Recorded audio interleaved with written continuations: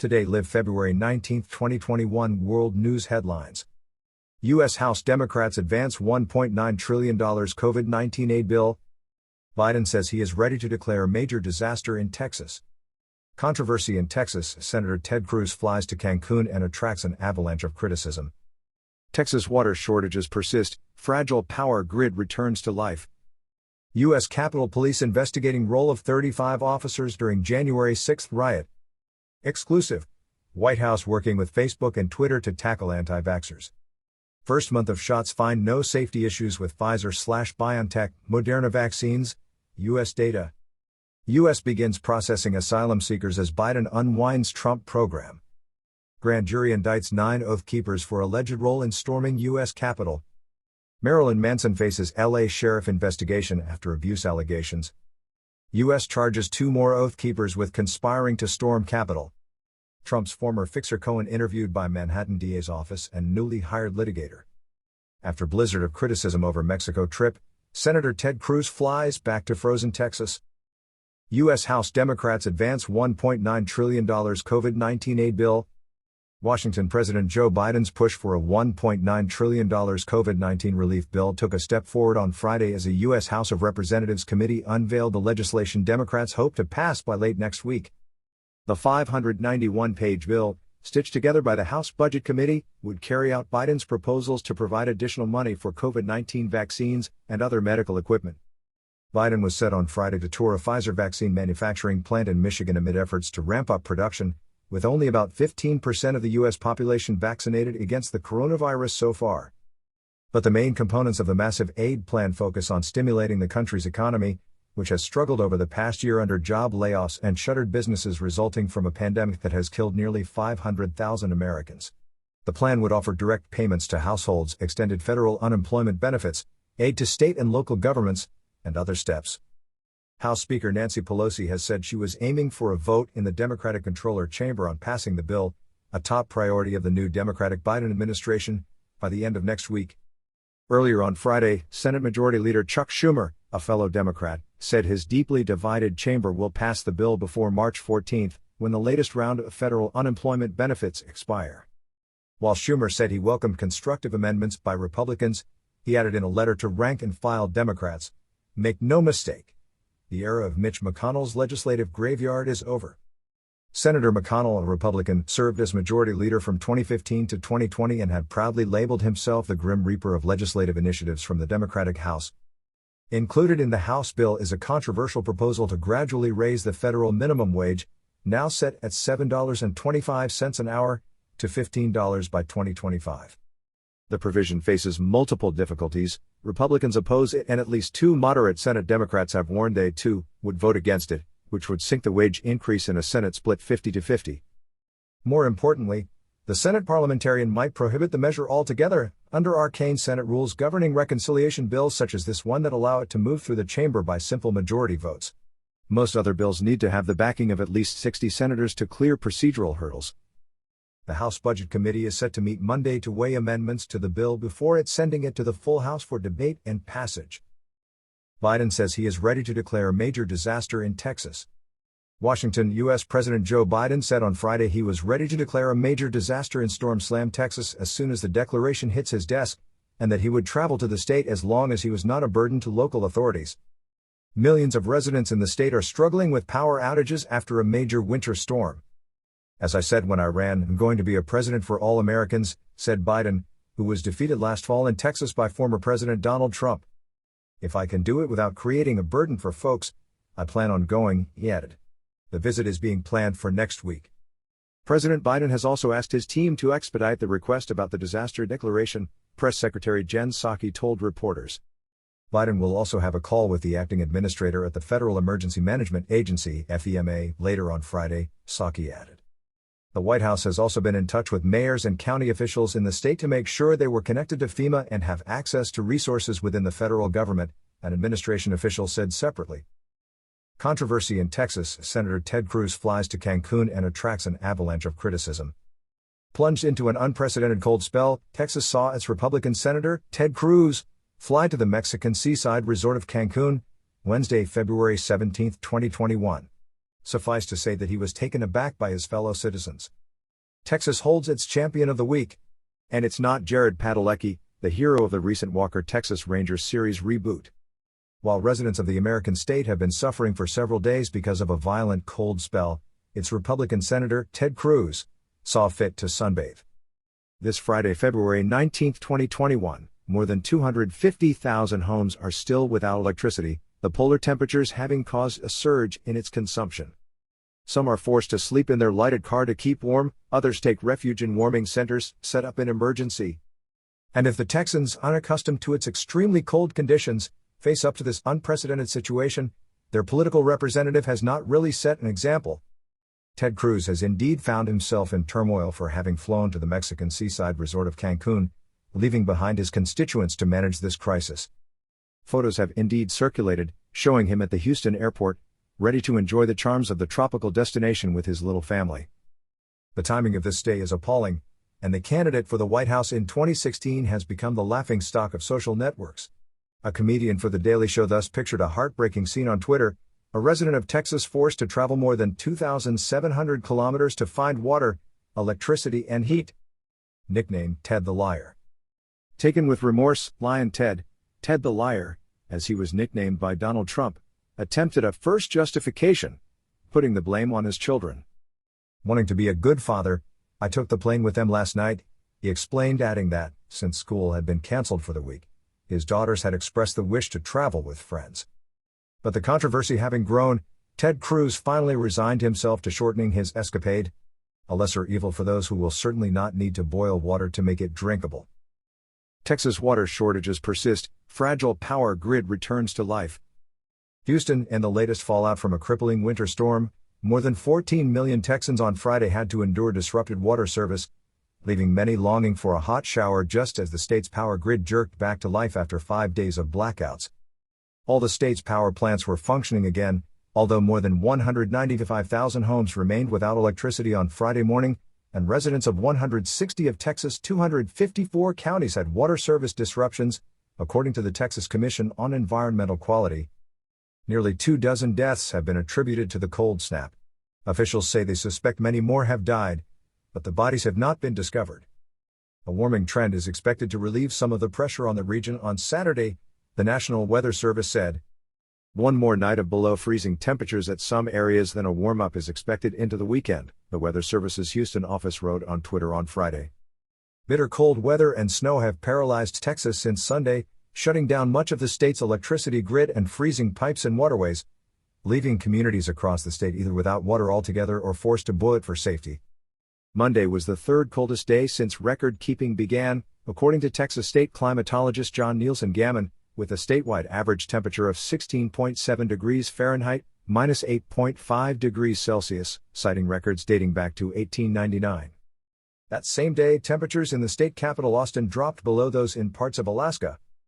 Jennifer Jordan, 54, of Midlothian just south of Dallas, said she and her husband were without power even though the family's online account with the provider indicated their issues had been resolved. "I have no power at my house, not one drop of power," the high school special education teacher said in an interview. "It's really hard. You are really longing to get a hot shower, eat a hot meal." But even as services in many neighborhoods return, broken pipes and other damage continue to render some homes uninhabitable. In Houston on Friday, plumbers worked on Friday to repair pipes that froze and ruptured in Drew Ainskow's 1920s bungalow, damaging several rooms. Water service has been returned to his block, but remains turned off for their home as repairs continue. "Right now, we're not really able to live in there," said the 33-year-old engineer, who has been staying with his in-laws for the past several days. "Hopefully, by this weekend we'll be able to have everything cleaned up enough."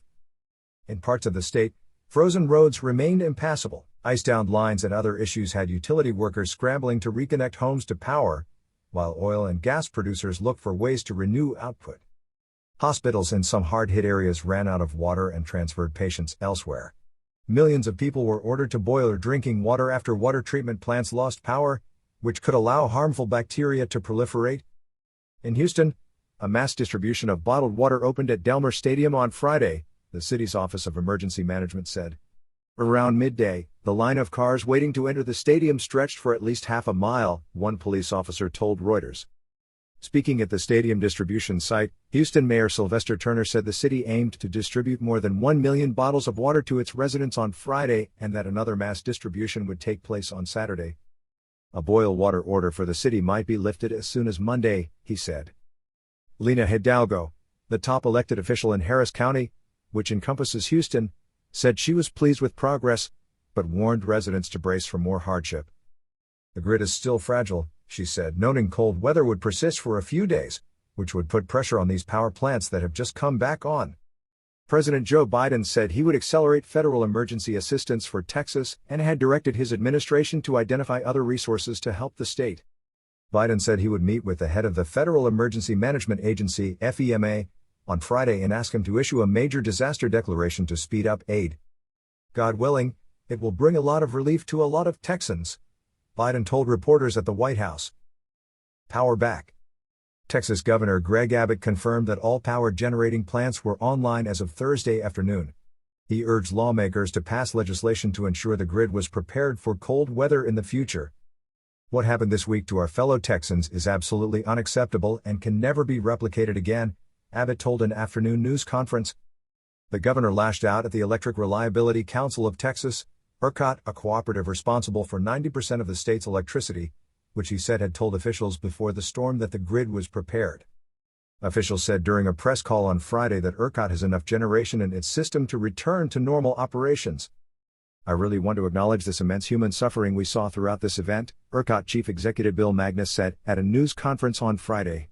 When people lose power, there are heartbreaking consequences. 2 community hospitals that are part of the Houston Methodist system in Texas' largest city had to get creative when their water supply was cut off this week, said Public Relations Director Stephanie Asen. A shower trailer was brought in for frigid, exhausted staff, and laundry bins were deployed to collect rainwater to flush toilets. As of Friday, water service had been restored at those hospitals, Asen said in an interview. The water will be challenging, she said. We've handled it so far, we'll continue handling it, but we'll still need to take precautions. U.S. Capitol Police investigating role of 35 officers during January 6 riot.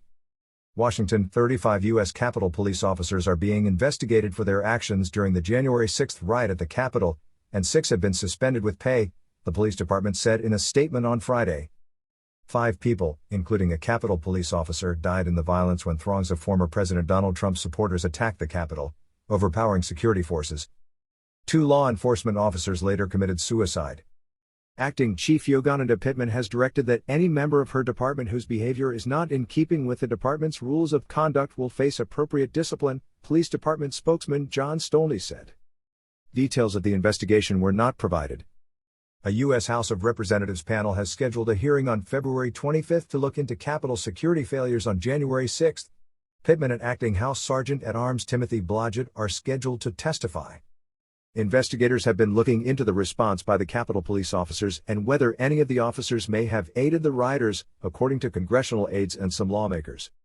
Just days after the attack, it was disclosed that 2 officers had been suspended, according to Democratic Representative Tim Ryan. One had taken a selfie with a protester, while another wore a Trump-supporting hat and was directing protesters around the building, Ryan told reporters. It was unclear whether the 2 were among the 35 now being investigated or whether they were trying to quell the crowd by establishing personal contact with rioters. The right-wing protesters went to Capitol Hill shortly after Trump addressed a crowd near the White House, telling them, "We fight. We fight like hell. And if you don't fight like hell, you're not going to have a country anymore." The rioters went to the seat of the U.S. Congress, temporarily blocking lawmakers from formally certifying Joe Biden's victory in the November 3, 2020, presidential election, following repeated attempts by Trump to reverse that outcome. 1 week after the riot, the Democratic-controlled House of Representatives impeached Trump on a charge of inciting an insurrection. The Senate failed to convict him when most Republicans voted for an acquittal. Exclusive. White House working with Facebook and Twitter to tackle anti-vaxxers. Washington, the White House has been reaching out to social media companies including Facebook, Twitter, and Alphabet Incorporated's Google about clamping down on COVID misinformation and getting their help to stop it from going viral, a senior administration official said. President Joe Biden, who has raced to curb the pandemic since taking office, has made inoculating Americans one of his top priorities and called the move a wartime effort. But tackling public fear about taking the vaccine has emerged as a major impediment for the administration.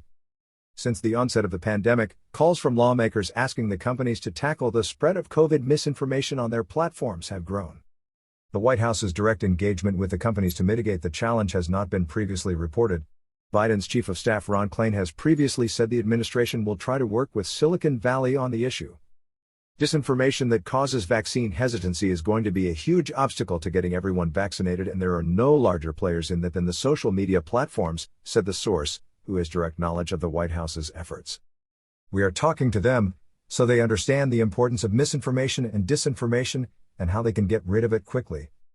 The Biden White House is especially trying to make sure such material does not start trending on such platforms and become a broader movement, the source said.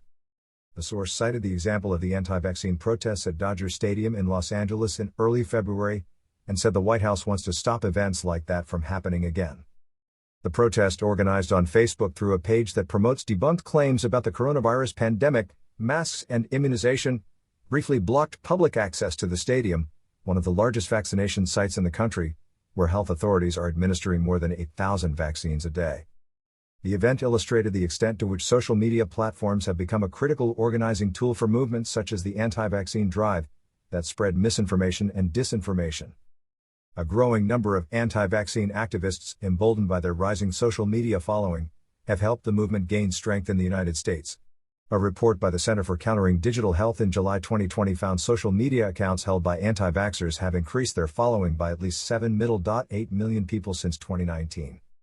The companies have repeatedly vowed to get rid of such material on their platforms, but gaps remain in their enforcement efforts. On Thursday, Senator Richard Blumenthal criticized the platforms in a tweet for carrying ads that he said funds and promotes dangerous conspiracy theories, COVID-19 disinformation, and malign foreign propaganda. A Facebook spokeswoman said that the company has reached out to the White House to offer any assistance we can provide and has recently announced a new policy to remove COVID and vaccine misinformation along with pages, groups, and accounts that repeatedly spread such material. A Twitter spokesman said the company is in regular communication with the White House on a number of critical issues including COVID-19 misinformation. Alphabet Incorporated's Google did not comment on engagement with the White House, instead pointing to a company blog on and how it stops misinformation. The source said the companies were receptive as they engaged with the White House. But it is too soon to say whether or not it translates into lessening the spread of misinformation. There will be more details on how the White House is engaging with the social media companies on this issue in the next 10 days or so, the source added. First month of shots find no safety issues with Pfizer/BioNTech, Moderna vaccines, U.S. data. The two COVID-19 vaccines approved for use in the United States have reassuring safety profiles with no concerning new issues found in data collected from the first month of vaccinations, the U.S. Centers for Disease Control and Prevention, CDC, said on Friday. After administration of 13.8 million doses of the Pfizer/BioNTech and Moderna incorporated vaccines to the U.S. population, most reports indicated non-serious side effects of the type that had been expected, such as headaches and fatigue. No deaths have been attributed to the vaccines, the data showed. The CDC collected data between December 14, 2020 and January 13, 2021 from both an existing national surveillance system for adverse events and its own safety monitoring system established for COVID-19 vaccines. During that time, 6,994 reports of adverse events after vaccination were recorded in the national surveillance system, with 90.8% of them classified as non-serious and 9.2% as serious. Rare cases of anaphylaxis, a severe allergic reaction requiring medical attention, were reported with both vaccines at a rate of 4.5 cases per million doses administered, down from the agency's previously reported rate of 5 per million doses administered. Healthcare providers and vaccine recipients can be reassured about the safety of Pfizer and Moderna COVID-19 vaccines, the CDC said in its Morbidity and Mortality Weekly Report. A total of 113 deaths were reported, and available information, including from death certificates and autopsy reports, found no causal link between COVID-19 vaccination and fatalities, CDC said. U.S. begins processing asylum seekers as Biden unwinds Trump program. San Diego, California.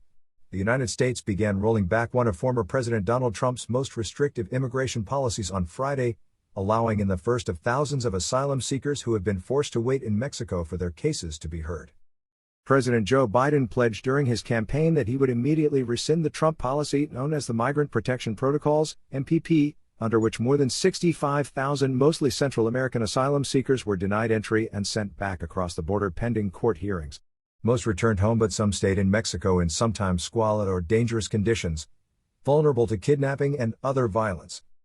Now they will be allowed into the United States to wait for their cases to be heard in immigration courts. The effort started slowly on Friday at a port of entry in San Ysidro, California, where 25 MPP asylum seekers were allowed to enter the United States and will now quarantine in a local hotel, according to the nonprofit organization Jewish Family Service of San Diego. On the Tijuana side of the border crossing, about 300 migrants lined up in the morning, even as Mexican officials told them they would not be able to cross without registering ahead of time. Some had slept outside the previous night. The effort will expand in the coming week to 2 additional ports of entry in Texas, including one near a migrant encampment in Matamoros, Mexico, according to a U.S. Department of Homeland Security (DHS) spokeswoman. In Matamoros on Friday, dozens of migrants waited in front of a humanitarian organization building after hearing that people in the MPP program would soon be allowed to cross into the United States. Inside, the phone rang off the hook. "It's crazy here, everyone wants to cross already," said Oscar Borges, a Honduran asylum seeker staffing the front desk. He said the confusion was compounded by the apparent delay of DHS and international partners to launch a website on Friday that would allow migrants with active cases to register remotely to be processed at the U.S.-Mexico border.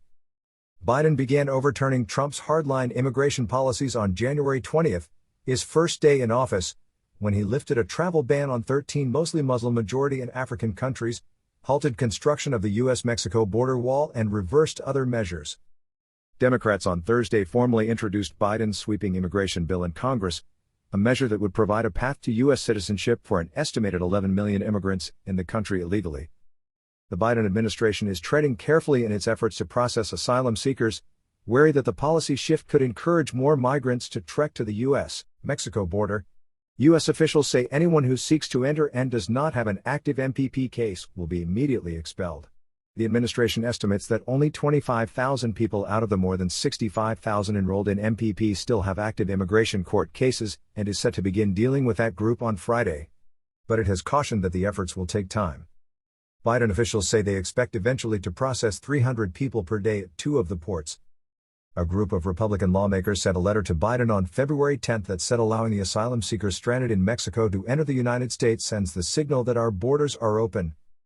The United States, Mexico, and international organizations have scrambled in recent days to figure out how to register migrants online and by phone, transport them to the border, test them for COVID-19 and get them to their destinations in the United States, people familiar with the effort said. The fast-moving process and lack of information from U.S. officials has frustrated some advocates eager to assist the effort. The situation has taken on urgency as a winter storm has brought frigid temperatures to much of the southern United States and northern Mexico. Migrants in the sprawling Matamoros encampment have reported families struggling to stay warm in makeshift tents lacking insulation or other protection from the cold. The camp has grown in recent weeks as migrants anticipate the end of the MPP program, informally known as Remain in Mexico. Those seeking asylum may not have their cases resolved for years due to COVID-related immigration court closures and existing backlogs, according to Aaron Reichlin-Melnick, Policy Counsel at the American Immigration Council, which provides legal services to immigrants. The delay would give the Biden administration time to reverse some Trump policies that sought to make it harder to win asylum, he said. Perla Vargas, a Nicaraguan asylum seeker in the Matamoros camp, was among the first to set up a tent near the banks of the Rio Grande River in the summer of 2019, after she was returned to Mexico with her daughter and her 2 grandchildren to wait for their U.S. court cases to be resolved. On Thursday, Vargas handed over the keys to a makeshift school that she helped found, in advance of what she hoped was her imminent departure. "The children ask me, is the school going to miss me?" Vargas said.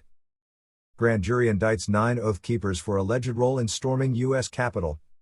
Washington, a federal grand jury on Friday indicted 9 associates of the far-right Oath Keepers militia group for conspiring to storm the U.S. Capitol on January 6, several of whom had not yet been publicly charged for their alleged role in the riots.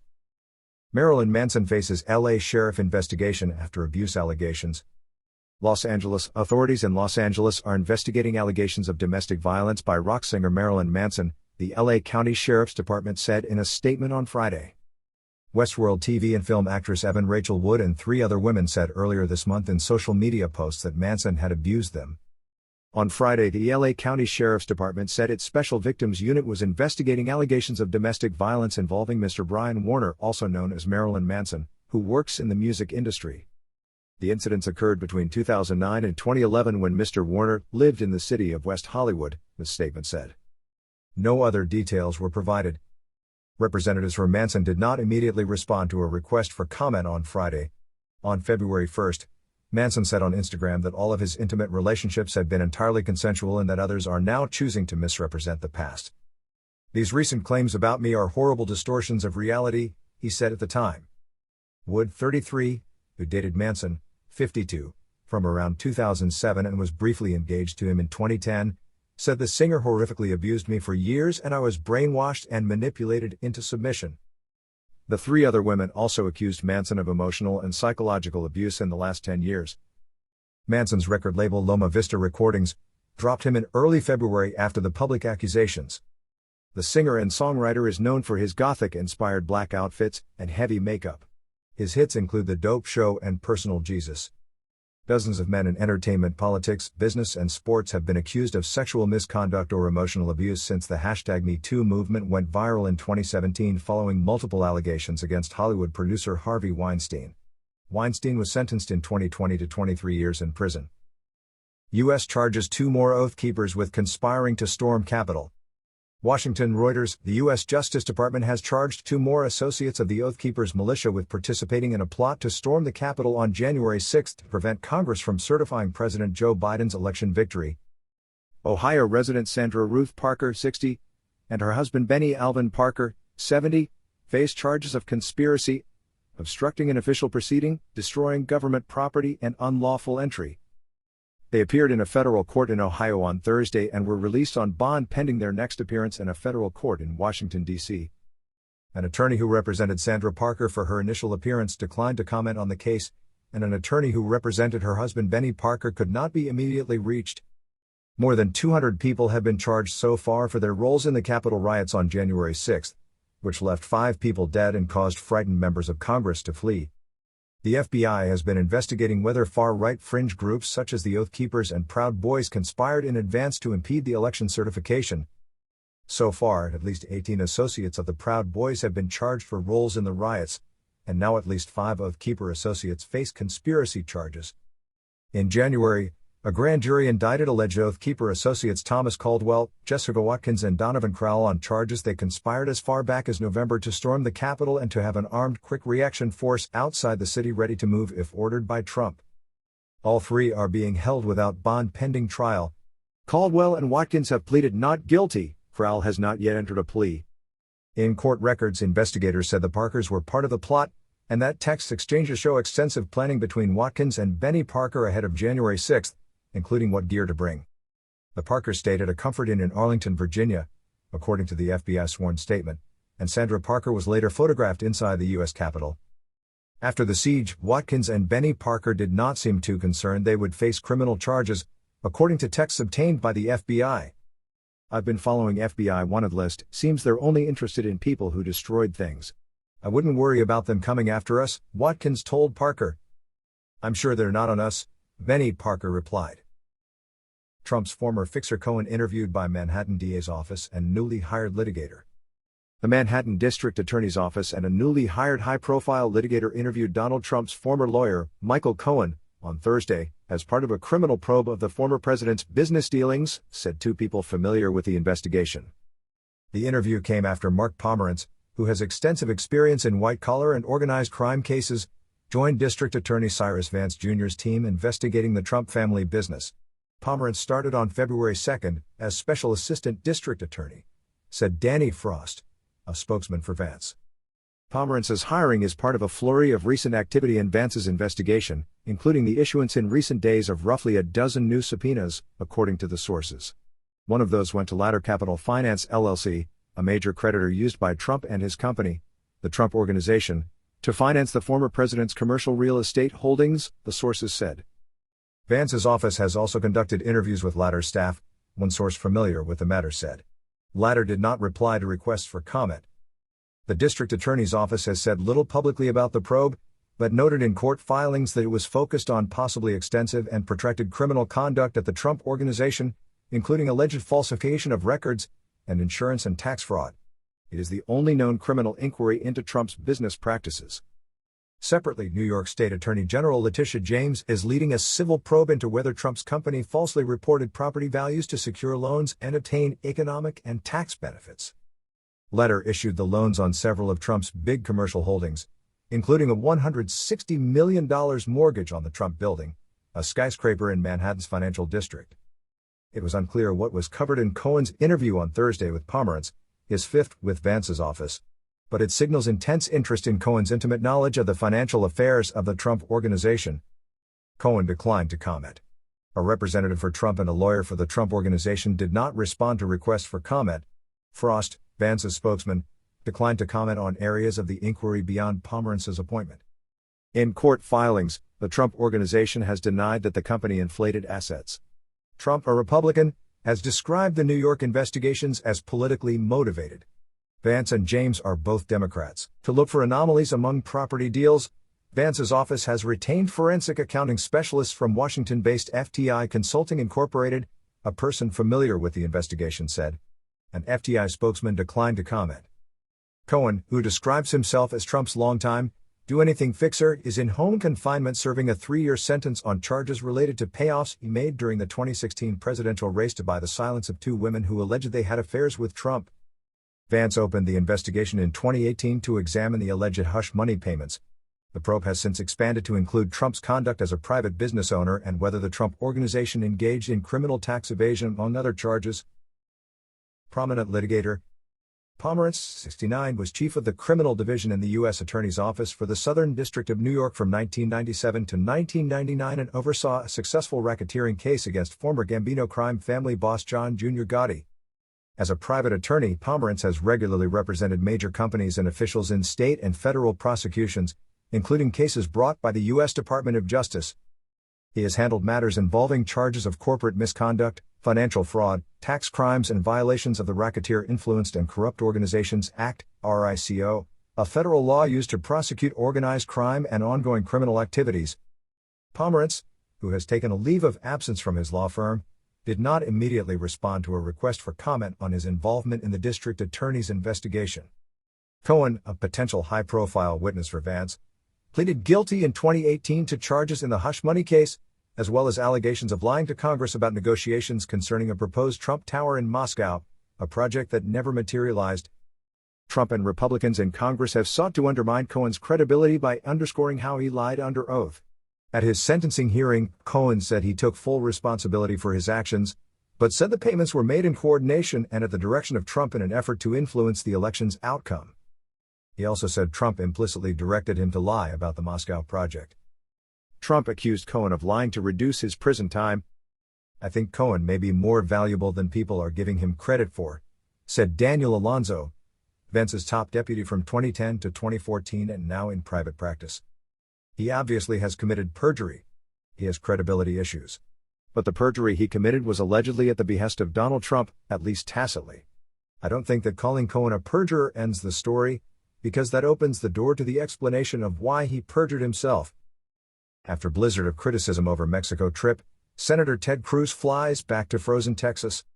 Cancùn, Mexico. U.S. Senator Ted Cruz flew into a storm of criticism on Thursday after leaving his home state of Texas in the grip of a deadly deep freeze. For a family holiday jaunt to the Mexican resort of Cancùn he said he took to please his young daughters. "It was obviously a mistake. In hindsight, I wouldn't have done it," the 50-year-old Republican told reporters as he returned to Houston. Cruz said he had planned to stay through the weekend, but had second thoughts almost the moment I sat down on the plane. In text messages obtained by American Bridge, a Democratic political group, Cruz's wife Heidi asked neighbors whether they wanted to accompany the family to Cancun. "Anyone can or want to leave for the week?" she wrote, noting that rooms at the city's Ritz-Carlton cost $309 plus tax. With millions of Texans grappling with the fallout from a ferocious winter storm, Cruz, viewed as a presidential hopeful in 2024, faced condemnation after photos on social media showed him in an airport line, in a passenger lounge, aboard an airliner and leaving Cancun International Airport in Mexico. Some critics slammed his comments, blaming his daughters, aged 10 and 12, for his decision to visit the resort, where the weather was a balmy 79 degrees Fahrenheit, 26 degrees Celsius, on Thursday evening. The Texas Democratic Party called on him to resign. White House spokeswoman Jen Psaki, speaking before Cruz was spotted at Cancun airport, said tongue-in-cheek, "I don't have any updates on the exact location of Senator Ted Cruz, nor does anyone at the White House." Millions of Texans remained paralyzed by power and water outages after a winter storm and freezing temperatures that hampered efforts to restore full power. Some 2.7 million Texas households were without heat on Wednesday, and leaders warned of a domino effect on infrastructure as the lack of power cut off water supplies, strained the ability of hospitals to treat COVID-19 patients, and isolated vulnerable communities cut off by frozen roads. "We need to be here, we need to be in the battle, we need to be helping Texans," Ellis County Judge Clay Jenkins told MSNBC when asked about Cruz. Cruz, who ran unsuccessfully for president in 2016, won re-election to the Senate in 2018 by eking out a victory over Democrat Beto O'Rourke by less than 3 percentage points. He is not due to run again until 2024. In December, Cruz criticized Austin, Texas, Mayor Stephen Adler on Twitter for taking a trip to Mexico in December while telling others not to travel during the pandemic. Thank you again for taking the time to join us. Don't forget to comment below with your common sense and subscribe to my podcast.